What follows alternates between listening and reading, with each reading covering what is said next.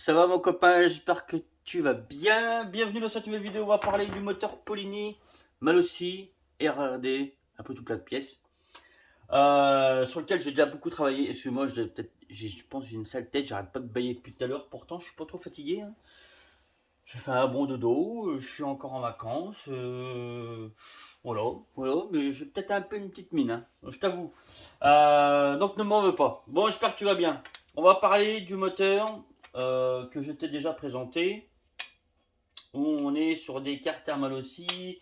On est sur un Villebrequin RRD en course longue. Alors c'est un Villebrequin assez spécial, donc qui a déjà été retravaillé par David, donc Solex Gump, et qui a des masses assez volumineuses, qui sont très grosses. Hein.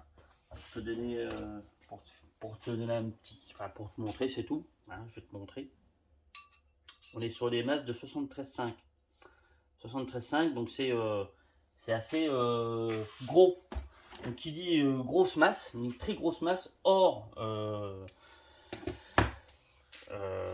masse habituelle que tu peux voir sur un Peugeot. Il y a eu beaucoup de travail sur les carters, mal aussi pour pouvoir faire passer ce vélo. Donc c'était un peu, au début j'étais un petit peu sceptique sur la matière qui allait rester sur les carters. Et puis du coup, ça passe. Et puis je me suis dit, bon, on va faire confiance à RRD Préparation, parce qu'il conseille de le monter seulement sur ces carters-là, parce qu'il n'y a que sur ces carters-là que ce Villebrequin-là passe. Donc si tu veux la référence, je te donnerai la référence du Villebrequin. Je vais te montrer un petit peu la taille. Tu vas vite comprendre. Tu vas vite comprendre où je veux en venir. Donc, je te montre. Tu vois, c'est un très gros. Attends. Voilà, c'est un très gros Villebrequin. Donc, alors, donc il y a eu vraiment beaucoup d'usinage sur le carter à faire. La contrepartie, c'est que du coup, tu vois, on obstrue beaucoup. En fait, le passage de l'admission, comparé à la normale, tu vois, où tu as vraiment un gros passage. Là, du coup, on obstrue pas mal.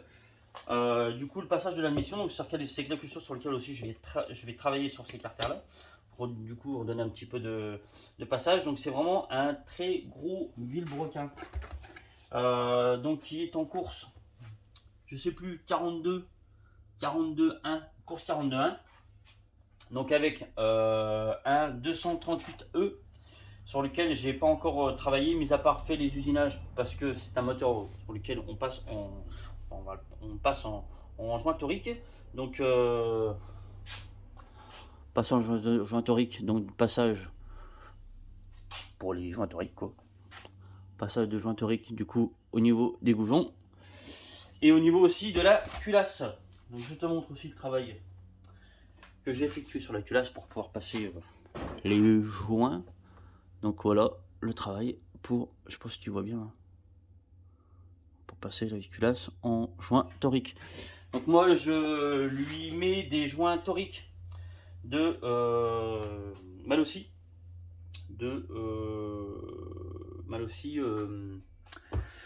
ma chère team 2, pas ma chère team tout court. Donc tu vois, avec le joint, hop, ça biche pile poil. Donc passage en joint torique, parce que je suis pas très fan des joints de base du moteur Polini, puis en fait ça empêche pas mal de choses. Tu te retrouves avec un squish assez haut, du coup ça t'empêche d'aller retravailler aussi, ça t'empêche d'aller travailler plein de choses. Donc j'aime pas les joints du tout Polini de ce moteur là à la base. Donc c'est ça qui m'emmerde. Bon, tant pis, c'est là, ça va rester là, parce que du coup je peux pas le bouger. Enfin, je peux le bouger, si, je vais mettre la boîte, tiens, hop, en boîte de gicleur. Je disais donc ouais, que je n'aimais pas du tout les joints d'origine de ce moteur là. Donc du coup on passe en joint torique, et c'est mieux, et c'est plus facile à trouver. Et puis le jour où les joints sont morts, tu changes, c'est mieux. Ce qu'on va faire ensemble, donc là le travail des carters, hein. Alors le souci sur les carters, du coup, hein, le fait de passer ce très gros Villebrequin, c'est que ça fait déboucher. Je vais te montrer. Alors là, ici, pas de souci. Donc usinage du coup des carters pour pouvoir passer vraiment les grosses masses, hein. Je sais pas si je vais essayer de te trouver un vilebrequin Peugeot d'origine et tu verras la différence de taille de masse. Donc l'usinage pour passer le gros vilebrequin. Alors tu peux voir aussi, normalement, sur les carters mal aussi ou autres Peugeot, ici là tu as un petit chanfrein, hein, tu as vraiment un petit, voilà, parce que tu le sais, je suis sûr que tu le sais, sur les vilebrequins d'origine Peugeot, même pas d'origine, hein, autre que tu peux trouver Peugeot, ici là tu as aussi un chanfrein du coup sur les vilebrequins des deux côtés. Là c'est vraiment des masses pleines, sans ce chanfrein du coup ben, gros usinage sur les carters quoi, hein. Enfin gros usinage, ouais, pas mal de boulot quand même. Donc je disais, c'est celui-là que je vais te montrer. Le problème de devoir usiner aussi gros avec ces carters là, c'est qu'en fait on va déboucher sur les deux vis, d'accord, qui va te maintenir ton allumage. Alors ça, c'est pas grave, hein, on va retrouver aussi ce souci sur les carters MBK d'origine. Suffit juste de mettre, de bien étanchéifier les vis, et du coup il n'y a plus de souci, hein. Mais c'est vrai que ça enlève quand même pas mal de matière, donc je voulais un petit peu aussi rattraper, enlever là un petit peu la bosse, enlever un petit peu la bosse ici là du coup, pour pouvoir redonner un petit peu de volume de passage au niveau de l'admission.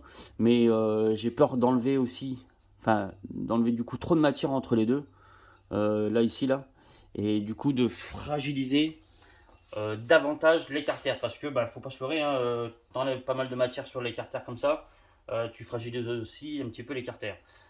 Donc je sais pas encore comment je vais retravailler l'admission, je vais y réfléchir. Je vais prendre, je vais voir déjà tout de suite ce qui va me rester comme matière. Si je fais passer les bougons, ouais, ça va déjà, on va, ça va pas être simple. Ça va pas être simple d'aller redonner du volume de passage, enfin donner vraiment du volume de passage pour aller bah, refaire un peu de passage de mission. Donc ce qu'on va faire tous les deux, c'est qu'on va monter tout ça à blanc. On va prendre les diags aussi, voir un petit peu ce que les diags avec ce vilebrequin là nous donnent. Et puis voilà, hein. Et puis bah, je te reprends tout de suite. Donc, du coup, j'ai pas monté tout. J'ai commencé de monter et là, ben, premier problème. Je vais t'expliquer quel est mon problème. Rien de grave, même si je suis pas spécialement fan. Le souci est que je vais te montrer, c'est que du coup, les masses étant du vilebrequin étant super grosses, du coup, on a le piston. Attends, je vais te montrer ce qui se passe. Attends, bouge pas. Que la lumière fluxme. C'est que le piston, les jupes du piston viennent toucher l'arrière du vilebrequin. Enfin, l'arrière des jupes du piston viennent toucher le vilebrequin. Donc là, on a un radical qui va venir remonter le cylindre. Donc là, au niveau des jupes du cylindre, pas de souci. Mais par contre, les jupes du piston, elles, viennent frotter contre le vilebrequin alors qu'on n'est pas encore au point mort bord. Donc là, moi, je vais devoir retravailler les jupes du piston. Je t'avoue que c'est pas ça dont je suis le plus fan, mais bon, je vois le piston, je me dis qu'on a encore quand même, on a un petit peu de place pour pouvoir travailler le piston, on a de quoi faire un petit peu. Donc, ben, je vais retravailler les jupes du piston et parce que du coup, ben, ça passe pas. Et du coup, ben, on fera, je te reprends après. Donc me revoilà le piston retravaillé, grossièrement je ferai les finitions après. Là je voulais juste déjà voir combien on avait en diag et voir ça aussi avec toi. Mais c'est surprise en surprise avec ce moteur, c'est un truc de fou. Donc j'en étais, on disait on prend les diags. On va prendre les diags. Donc on va se mettre l'échappement à 0. Donc on est sur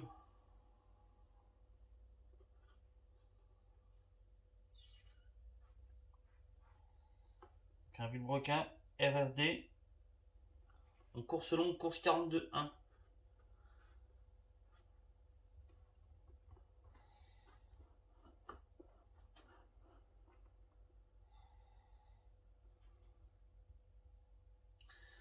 Donc on est à 170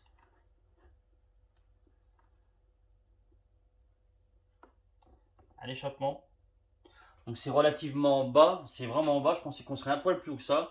Donc on est à 170 échappements. Ouais, je pensais qu'on serait un peu plus haut que ça. Donc il y aura pas mal de boulot à reprendre là-dessus. Sur l'échappement. Je pensais vraiment qu'on serait un poil plus haut que ça.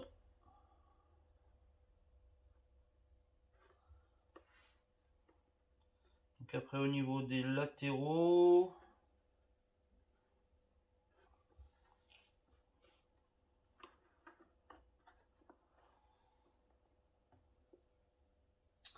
On est quasiment à 130, donc là on est un peu mieux, on est à 128. On est à 128, donc 128, 170. Non, il va falloir qu'on monte ça à un 190, 130 pour être vraiment bien. Ouais, je pensais vraiment qu'on serait plus haut que ça. Au niveau de l'échappement. Je reprends une dernière fois.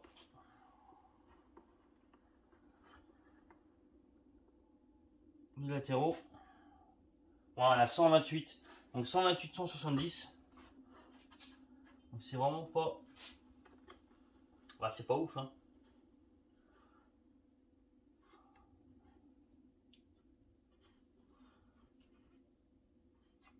Je reprends. Vraiment être sûr. Ouais, 170, 128. Donc il y a vraiment du boulot de reprise aussi à faire sur l'échappement. Parce que du coup, on va essayer de monter ça à 190, 130, même un poil plus de 190 si on peut, 133 je pense, on sera pas mal. C'est la déception. C'est la déception. Mais bon, c'est pas grave. C'est pas grave. Je pensais qu'on serait un poil plus haut que ça au niveau de l'échappement. On va reprendre tout ça. Et puis voilà. Et puis voilà, je vais essayer de te faire une petite vidéo d'une présentation d'un carburateur. Tu vas la voir, je pense, d'ici peu. Peut-être même que tu la verras en premier avant la vidéo que je suis en train de tourner. Donc si jamais tu la vois avant, bah écoute, tu la verras avant. J'espère que cette vidéo sur le carburateur te plaira. C'est une présentation d'un petit carburateur qui est bien sympa. Donc voilà, donc après moi je dois usiner une cale d'embase pour ce moteur là parce qu'on a mis une cale d'embase. La personne m'a confié une cale beaucoup trop épaisse, hein. On a besoin de, je pense, 1,5 mm de cale pour pouvoir retravailler tout ça et continuer le moteur. Voilà, voilà, voilà. J'espère que cette vidéo t'aura plu. Je vais à Groslay ce week-end. Donc peut-être qu'on se verra là-bas. Si on se voit, bah c'est cool, hein. Voilà, ça va être sympa. J'espère qu'on aura le beau temps. Je vais emmener, je pense aussi, mon cyclomoteur. Voilà, c'est tout. J'espère que cette vidéo t'aura plu. Qu'est-ce que je peux te dire d'autre? Ouais, les carters, ouais, les carters, hein, je suis définitivement pas fan de ces carters Malossi avec ce traitement-là. Pourquoi je suis pas fan de ces carters-là avec ce traitement-là? Parce que le traitement, en fait, il a tendance à se mettre, pardon, dans les filetages. Du coup, tu es obligé de reprendre les filetages. Aussi au niveau des portées de roulement, des fois, tu as les portées de roulement qui sont trop serrées. Aussi au niveau là de la bague ici là de centrage, du coup le traitement vient dedans et du coup c'est hyper serré. Je suis vraiment pas fan du tout. Après voilà, c'est pas non plus grave en soi, mais j'ai une petite préférence pour les anciens modèles. Ceux-là sont fun parce qu'ils sont noirs, mais du coup je vois pas trop ce que ça peut apporter d'autre. Voilà, moi je vais continuer à bosser sur les carters pour faire passer, avoir une mission un peu plus correcte. Et puis bah je te montrerai peut-être tout ça demain dans une autre vidéo. Voilà mon ami, écoute, je fais des bisous, à bientôt, ciao.